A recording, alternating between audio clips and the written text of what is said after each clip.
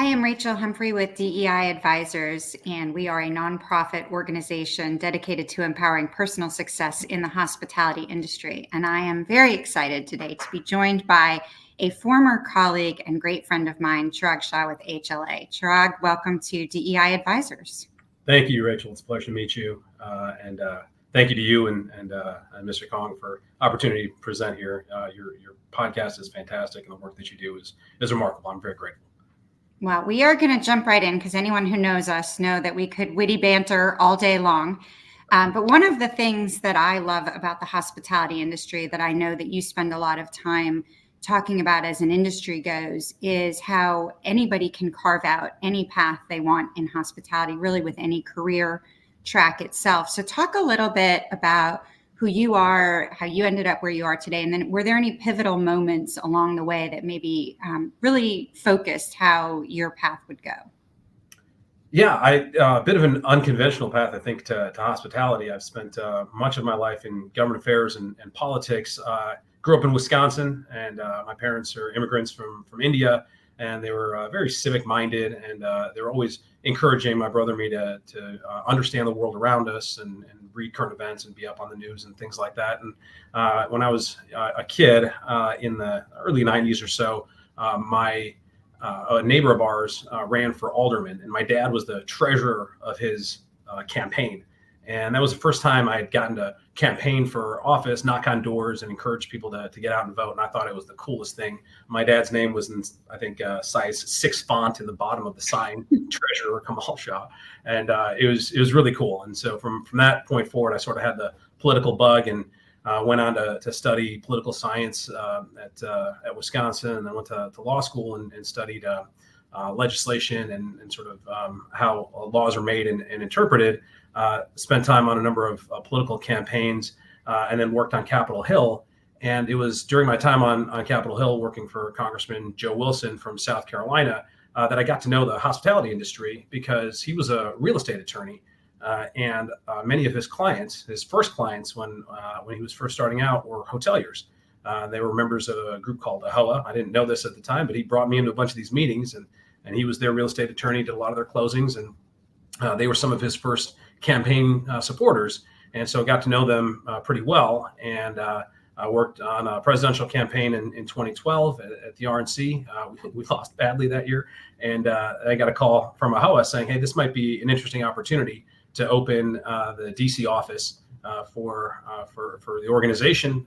And it was truly a unique opportunity to come out and really start to advocate on behalf of hoteliers, and to understand what it is to own and operate a hotel property and what that means for the community. And I did that for about 8 years. I worked with some remarkable people, and I got to know the industry very well. And then a couple years ago, came over to AHLA in a similar role, and have been working on behalf of the entire hotel industry moving forward. So it's been a lot of fun, and that's really how I came to lodging. Well, it's interesting because one of the things that you mentioned in there is your path originally to AHLA went through different hoteliers and the relationships that you were able to build both through your employer at the time and with those hoteliers. And one of the things in hospitality, or really in any industry, is that we may need to create our relationships with others in a way that's very personal to us. So you and I may have very different styles, although we may end up with the same networks at the end of the day. I actually have 2 questions on building relationships for you. But the first one I want to just start with is, how do you go about forming relationships? How important have they been in not only your path to leadership, but also the success in your role?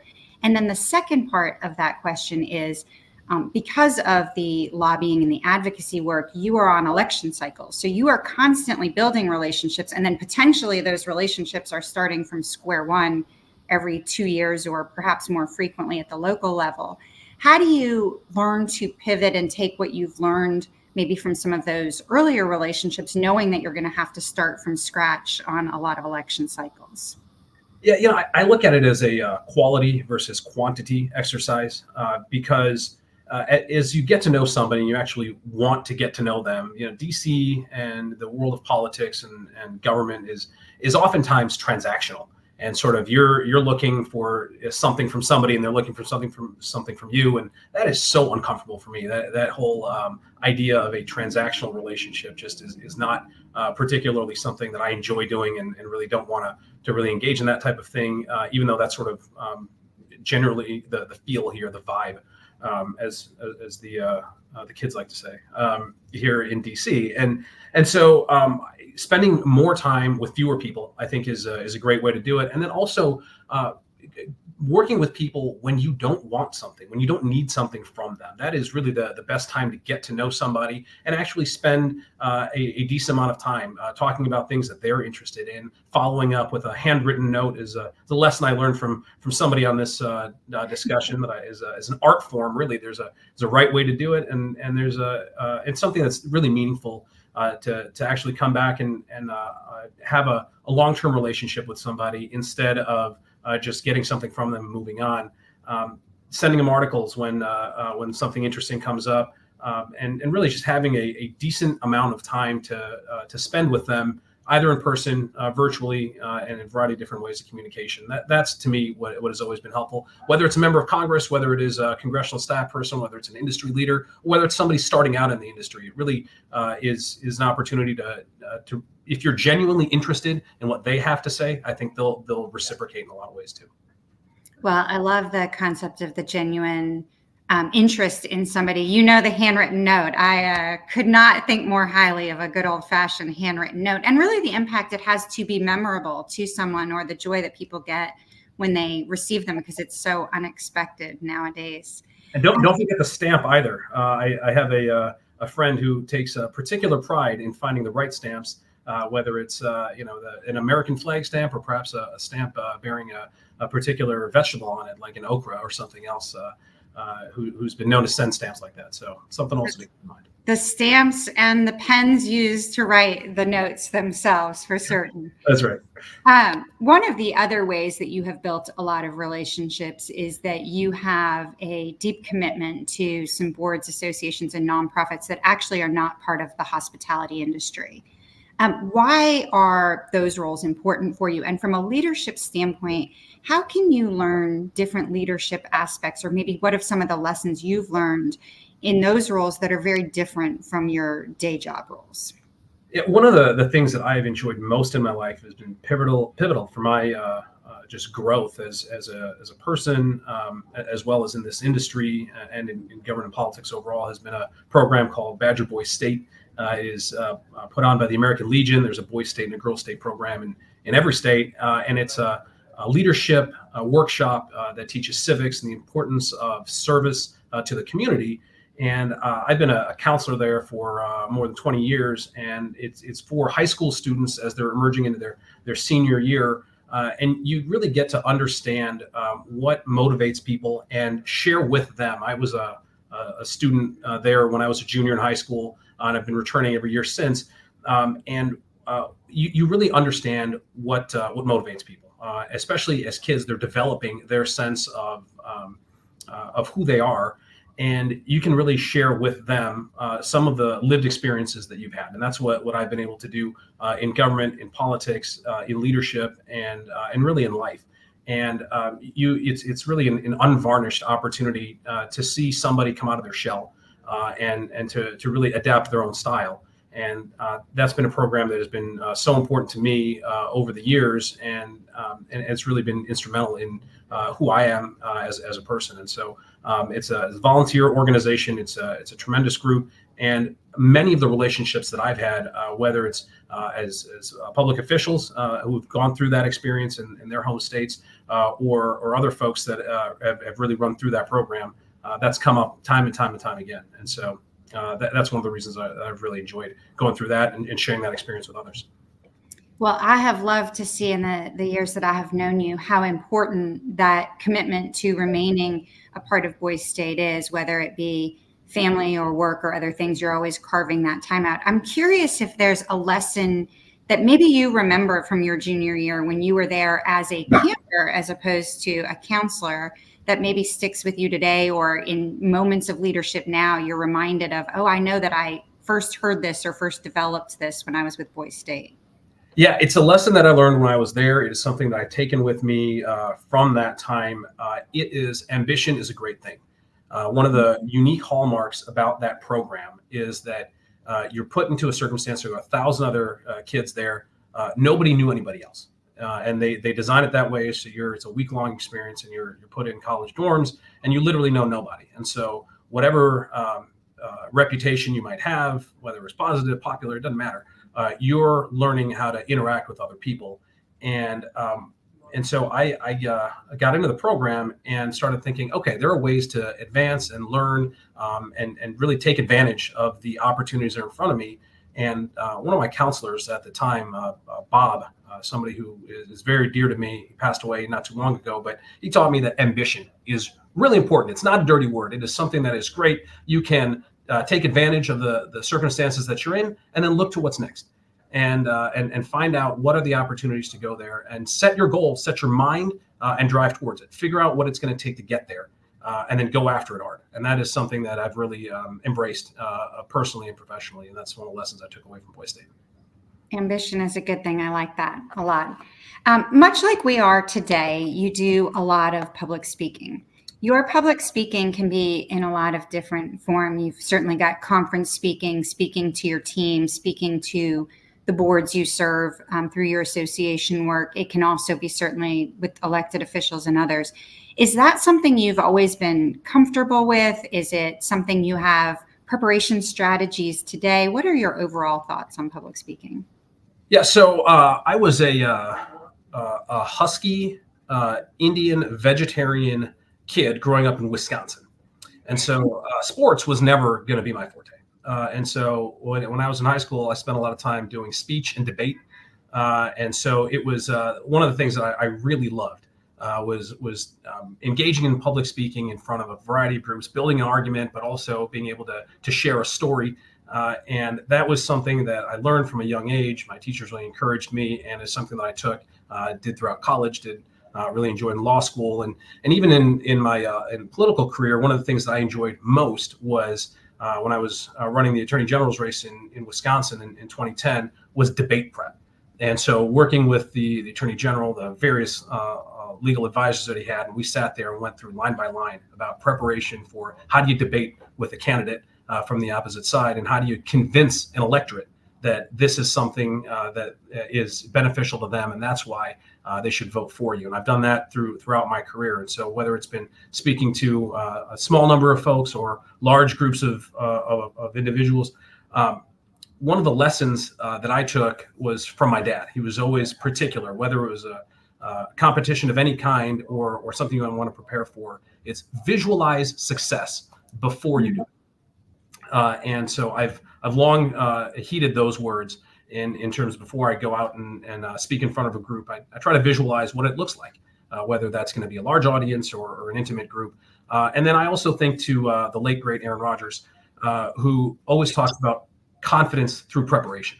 And so he was always particularly keen on making sure that if you prepare for something, that's what is going to foster your confidence. And public speaking is no different. And so I try to prepare as much as I can, know the topic as best as I can, and then get out and hopefully have a reasonable conversation about it. Do you have other words of wisdom that you have taken from either other Green Bay Packers or other sports heroes? Well, sports heroes. Public speaking, actually, if you want to talk about the greatest public speakers that have ever been, sure, you can look to Ronald Reagan or Barack Obama, some of the greatest orators in American history, but perhaps the greatest are professional wrestlers. And I mean, they go out night after night after night. The content may be something, but they go out and they speak to arenas that are full, tens of thousands of people that are out there, they're screaming, and they go out and they present passionately about stuff that doesn't actually exist. And to be honest with you, I've been inspired to be in this industry by one of the great professional wrestlers that was actually a hotelier. Dwayne "The Rock" Johnson, of course, was a hotelier in his wrestling life, because he was the proprietor of the SmackDown Hotel, which was located at the corner of Know Your Role Boulevard, of course, and Jabroni Drive. So, some of the greatest public speakers were professional wrestlers. No one here learns anything else about you or leadership, may that be the takeaway. Pivoting to other aspects of leadership, we hear from some people that they feel like they knew from a young age that they were born to be leaders, others that there was a moment in time. Some, even to this day, who are leaders don't see themselves that way. You talked about the importance of the impact of your father, perhaps some of your other community activities, and also with Boys State. But was leadership something that you set out early on, that you felt this was a path or a goal? Maybe if you look at where you wanted to end up, was that something on your radar?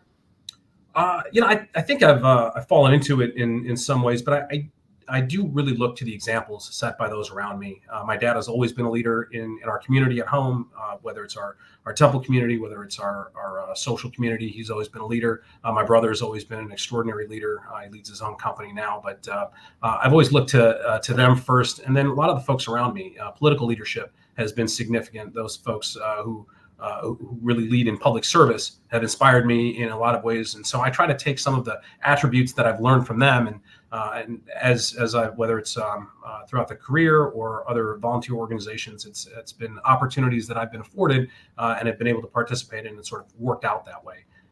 But yeah, it's really looking at the example by those around me that I've been able to follow. If you were to reflect on your leadership, are there some things that you think are getting better over time, and maybe some that are getting less successful over time?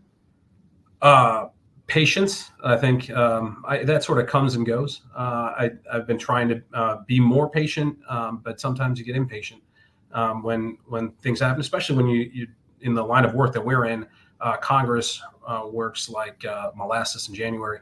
And it is rough sometimes when you really think that there's a good idea that is going to benefit a lot of people, and for political reasons, things don't move the way that they should. And so that's definitely been a challenge, in trying to explain that to business owners or to hoteliers that are used to logical reasoning, and trying to explain political motivations for things has led to some challenges with patience with me. Also having 3 children under the age of 7 has also led to some impatience. So that's gone better and that's gone worse, but that's one of the things that definitely continue to work on. Well, since you brought up your amazing children, we will pivot and talk a little bit about work-life harmony, lessons learned. Obviously you are not only in a role that is very demanding, an industry that's very demanding, but also election cycles change things when legal opinions are coming out, whether it be Supreme Court or local ordinances, things like that. How do you adjust to, because when you started your career, obviously it was not also to have children at home, but over time, how have you really adjusted to find time to be the great dad and husband that you are, and also stay committed on your career path, and to, quite frankly, all of the stakeholders that AHLA serves? Well, I mentioned following examples of great leaders, and there's one in particular that I've learned a considerable amount from. Frequent listeners of this program may be familiar with the Honorable Rachel A. Humphrey, CHO, CHIA, ESQ, RET. Rachel, you've obviously been a tremendous influence on my life. I've watched you, and I know I've told you this 1,000 times, that I want to be you when I grow up. And one of the lessons that you taught me was every great leader has to sacrifice, and they have to sacrifice somewhere. And it is a matter of making the right decisions on where and when and how you sacrifice. Early in my career, it was a matter of being at the office early, being at the office late, doing all the things, the spending breakfast time with public officials, going through dinners and receptions, spending all day on the Hill.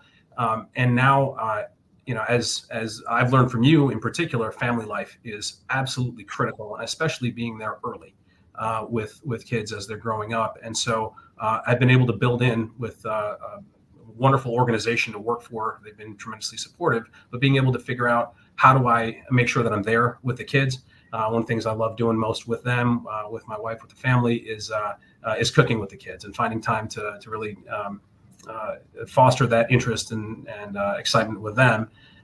But it's figuring out when to sacrifice. If you're going to be really good at your job, you're going to have to sacrifice some things on one end. If you're going to be really good at home, but balancing that out to me is what's critical.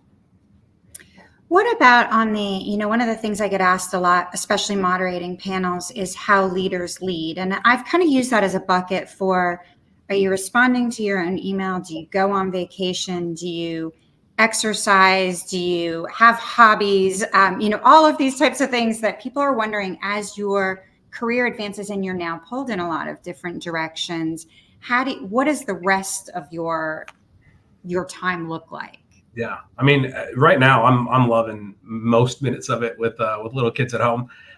They're getting into new things. It's always a lot of fun to watch them get excited about something for the first time, or really get an understanding of things. My oldest Anya, she's starting to read really well, and she's getting excited about reading books and wanting to show Sejal, my wife, and me all the new things that she's learning. Our younger two are trying to follow suit, and so they're pretending to read and write in their books and things like that. So those are the things that are keeping me busy. Definitely had a lot of hobbies when I was a little bit younger, with playing some sports, not necessarily well, but playing them. But it's funny. I had a boss once.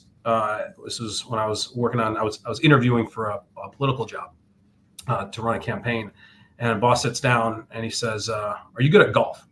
He asked me one interview question. He says, "Are you good at golf?" I'm like, man, this could go in a bunch of different ways. A lot of politicians like to golf, so this might be something that he's interested in. And I gotta be honest with you, not really. And he goes, "Good, you're hired, because if you're good at golf, that means you don't work hard enough." And so I'm like, "Oh, all right." And then he walked out. So these are the types of things you figure out where the balance is. And my golf game has definitely suffered, but to the better, I guess. I love that. Do you have any type of personal mantra or words that guide you? I know you said that you've had some impactful leaders that have used phrases that you have carried with you, but is there something day in and day out that is your guiding star when you're thinking about how to make decisions, when you're on your next step somewhere? Well, personal brand. I mean, for a long time it was Nike, and then for a short period it was Adidas, and then went back to Nike. But Yeah. No, In the Wisconsin days of what are the required NCAA sportswear? That's it. Yeah, those are the T-shirts. No, and I appreciate you use the word mantra. It's really important to our people. So, but not necessarily. I think. There are a lot of great leaders that have built out a track record of being able to identify one thing or a couple of things and following them. I don't know that I'm there yet. I'm still trying to figure it out. I think I love to be collaborative with my team. Love to understand what is driving folks, but and really try to make decisions as a group. But I don't know that there's one guiding star yet. I don't think I'm sophisticated enough to really have something that I can own yet that way, but definitely be looking for it. Well, that's interesting. You just mentioned you don't think you're there yet. And I want to, some people refer to it as head trash, others as imposter syndrome, other types of things. Do you experience any of that imposter syndrome, self-doubt? And if so, what are the tools you use to overcome it? If not, if others come to you with those same types of self-doubt or questions, how do you help them navigate that path? Yeah, absolutely. I think I would imagine everybody does.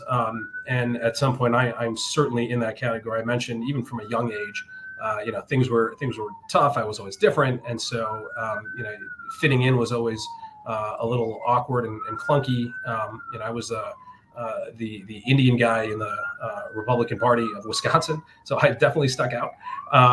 But definitely to the better, and that was one of the things that I really embraced was the diversity of the experiences that I've had. My lived experience was different than somebody else's, and I've leaned in on that. And I say, look, there's some great things about my upbringing, my opportunities, my worldview that I've learned from the people around me, and in leaning in on that and having that as sort of a bedrock for me, a very strong family unit, and then a tremendous number of folks that have been supportive of me, a strong family at home, but of course wonderful advisors that I've had, including yourself and others that that's how I lean in on that. Even when there's opportunities that I have that I'm like, I don't know if I can do this. I didn't spend 2 decades on the Hill.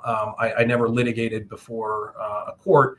These types of things definitely lead to some self-doubt, but the preparation has also helped, making sure that you understand the four corners of an issue before you go and you meet with somebody that is going to have their homework done. Those things have always benefited me. And then talking it through with the team and making sure you're as prepared as you possibly can. That has provided me with the ability to kind of move forward. And it's also given me a bit of empathy for other folks on the team when they come to me and they say, I'm not sure if I understand this. I say, well, let's make sure we do the preparation. And then that's all you can ask for. It's interesting that the preparation is a consistent theme from public speaking to preparing for issues to overcoming self-doubt. I think that's something I don't know that I realized that you and I have in common as much as we do. I used to say there are going to be way smarter people in every courtroom that I go into, but nobody is going to know the facts better. No one is going to know their case better than I'm going to know. And hopefully at the end of the day, that's going to carry the case for me. You mentioned the team around you, and one of the things that I have loved being a colleague of yours, but also knowing a lot of your colleagues, is the ability that you have to both hire a great team, to inspire this great team, and to develop along the way for each of those individuals to continue their career journeys, whether it's with your organization or outside of your organization. What do you look for when you're building your team around you? And what are some of the ways that you think have maybe been successful for you in developing that talent? Yeah, I go back to collaboration. Whenever we've hired in the last several jobs I've had, I've leaned in with my team to say, especially as we're bringing in the next player for the team, and to make sure that everybody's bought in.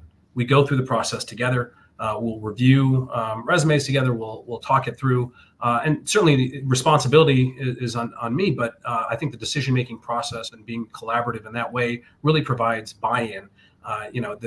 The idea of DEI, the I in particular, is one that has really been important to me, because making sure that folks not only are hired for a job, but they feel included in the decision-making, whether it's hiring, whether it's the direction of public policy, whether it is the direction of the strategic plan.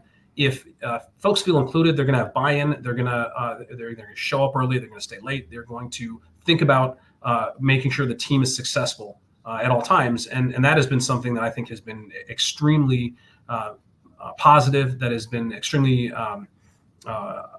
it's been ideal in the environment that we've been able to build. And the other thing is with newer members of the team, younger members of the team, I think you learn by doing.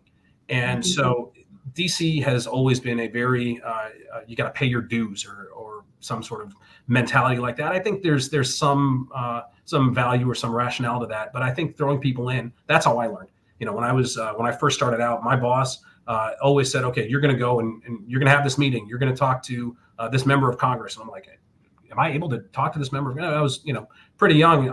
There's no way that I knew a lot of the stuff. And it was like, that's the best way you're going to learn. And that's what we've tried to do with the folks on our team, is to say, all right, well, training wheels are coming off early. And what's the worst thing that happens? You're not going to be in the worst set of circumstances. So playing that through, I think, has really been beneficial in helping to build a cohesive and collaborative team. Well, I like the idea too of the buy-in. If everybody around you knows what part they play in it and are part of the process, the more likely they are to want to contribute to it. One of the things we hear a lot, especially with women and some other underrepresented groups, is that they find difficulty in advocating for themselves in their own careers. As a manager of teams, people, whatnot, and doing hiring, if someone on your team is interested in possibly learning more or learning something different or wanting a new role, promotion, raise, whatever it is, do you have things that you look for when they approach you to talk about that? Yeah, that's been an interesting one, because I remember when I was in law school, we had a professor who, part of his class, completely unrelated to the subject matter, he took a day out and he said, okay, we're going to practice what it's like for you to ask for a raise, for a promotion. And he was a West Point guy. And when folks started saying, oh, I've got this family and this issue, and that's why I want it, he would berate us and say, that is not what you do. You advocate for yourself because of your value to the organization, to the team, and it has absolutely nothing to do with your personal set of circumstances. And that has been a lesson that has stuck with me, Professor Henson, for a very long time. And I tried to have those types of conversations with our team in a lot of circumstances. Say, okay, where do you want to be, and how do we build a path to get you there? Find the information. I'll be helpful, but I want you to do a lot of this yourself. Find the information, whether it's devising a title in government affairs. It can be somewhat amorphous from time to time. It's not a very specific job all the time. And say, okay, well, pretty much everybody that I've worked with and my own pathway to this has started off with one specific position and it has evolved over a period of time. And I've tried to encourage that, at least I hope, with our team. And one of the greatest pieces of advice that I've gotten is, that I try to share with my team is, I know that this is probably not going to be the last stop in your career, and whatever it is that I can do to help you to get there. And I don't want you to leave the team, but at the same time, I want to be able to encourage that. And that I think has been extremely helpful in building those relationships as well, because people actually are like, whoa, I didn't think about that. And there have been a lot of folks that are former colleagues that I'm still very close to because we've been able to kind of help get them to the next point in their careers. Well, I have learned that from you as well, and probably from the same mentor that you were talking about. And I've always found that to be really important. It isn't that we don't want someone to stay as part of our team, but it's possible that their path may take them elsewhere, which is what's in their best interest. And I love the comment about knowing your value and what you bring. That's, I think, such an important lesson and easy to get lost on. As I said at the start, I know we could talk forever. I want to ask you my favorite question to be asked and to ask of others, because I do think that we are all works in progress, and we do and grow by reflecting a lot. So while I think in your head you are still 21-year-old Chirag, tell me what would be your advice to your younger self as to either something you wish you knew then that might have made your path easier, different, or something that you just wish you knew at that point. People our age are always giving advice to younger folks, I suppose, right? Well, first of all, I would find my younger self and say, shave your head sooner. I started balding at 19, and I hung on for a long time. It looked awful. And so definitely something I would have told myself at least 5 years sooner than I did. But beyond that, it's something actually that Sage and I talk about a lot, is enjoy the moment where you are, and don't always be ambitious and keep an eye on where you want to be, but at least enjoy the journey while you're there.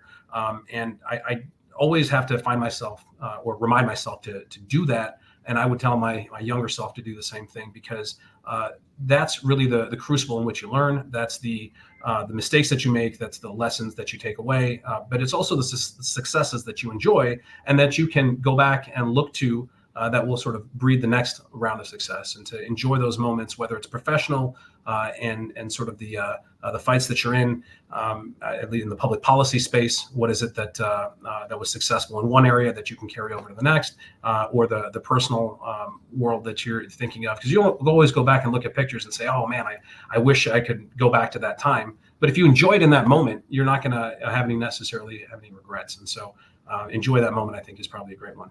I love that, enjoying the moment. Well, as we wrap up here today, Chirag, is there one final piece of advice you want to offer to our listeners? Yeah. It is I do government affairs. It's an election year, so I'll try to stay in the political world. Make new friends and seek out new friends that have diverse political views. Not necessarily just somebody who's in the opposite party, not just somebody that has, they're wearing a different team hat than you're wearing, but somebody that may be apolitical, somebody that may not necessarily care about the same set of issues that you do, and have constructive conversations. Be willing to poke holes in the arguments that your side necessarily has. Laugh at the absurdity. Every single politician says something crazy. There's something that you can laugh at or really be shocked by that your side does. And so make sure that you take time to take a step back, especially in an election year where things can get heated, and really appreciate where the people are coming from, and then get involved politically.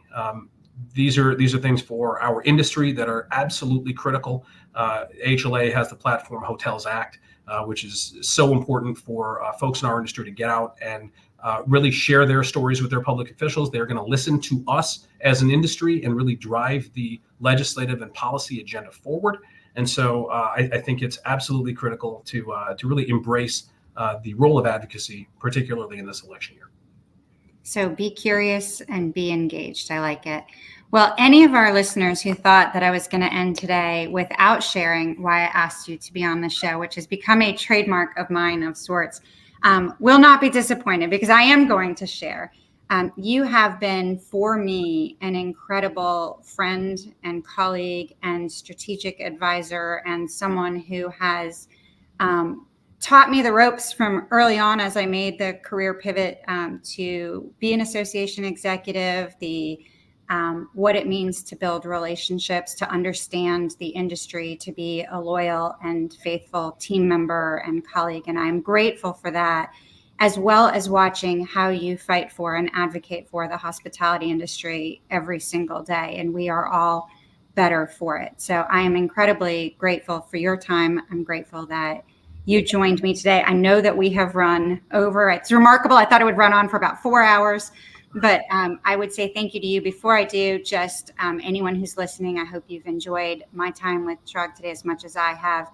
You can hear from nearly 200 other incredible industry leaders at DEIadvisors.org, and we hope you will take a listen to some of those podcasts as well. But Chirag, thank you so much for joining me today. Thank you, Rachel. Appreciate you. Appreciate it.